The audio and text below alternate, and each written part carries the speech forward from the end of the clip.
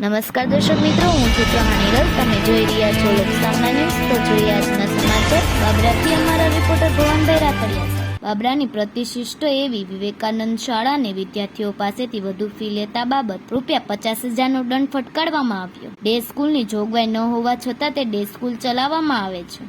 FRCના અહેવાલ મુજબ વિદ્યાર્થી દીઠ ₹2,000ની ફી વધુ લેવામાં આવે છે. નગરપાલિકાની મંજૂરી વગર ત્રીજો માળ ખડકી દેવામાં આવ્યો. તપાસનો રેલો આવતા શાળા દ્વારા વિદ્યાર્થી દીઠ ₹2,000ની ફી પરત કરવામાં આવી. વધુમાં જણાવું કે બાબરાના જાગૃત નાગરિક ભવાનભાઈ રાતડિયા દ્વારા વિવેકાનંદ શાળામાં ચાલતી ગેરરીતિ બાબતે અમરેલી કચેરીને રજૂઆત કરતા જિલ્લા શિક્ષણ અધિકારી શ્રી દ્વારા તપાસ કરવામાં આવતા શાળામાં ત્રીજો માળ ગેરકાયદેસર માલુમ પડેલ છે. ત્રીજા માળની નગરપાલિકા પાસેથી કોઈ મંજૂરી લેવામાં આવેલ નથી. ઉપરાંત ડે સ્કૂલની જોગવાઈ ન હોવા છતાં શાળા દ્વારા ડે સ્કૂલ ચલાવવામાં આવે છે એવું સાબિત થયેલ અને શાળા પાસે ખુલાસો માંગેલ, જેના અનુસંધાને શાળા દ્વારા લેખિતમાં કહેવામાં આવેલ કે ડે સ્કૂલ વાલીની સંમતિ દ્વારા ચલાવવામાં આવે છે. શાળા દ્વારા વિદ્યાર્થીઓને ડે સ્કૂલમાં આવવાની ફરજ પાડવામાં આવતી નથી. આ માટે વિદ્યાર્થીઓ સ્વેચ્છાએ ડે સ્કૂલમાં આવે છે.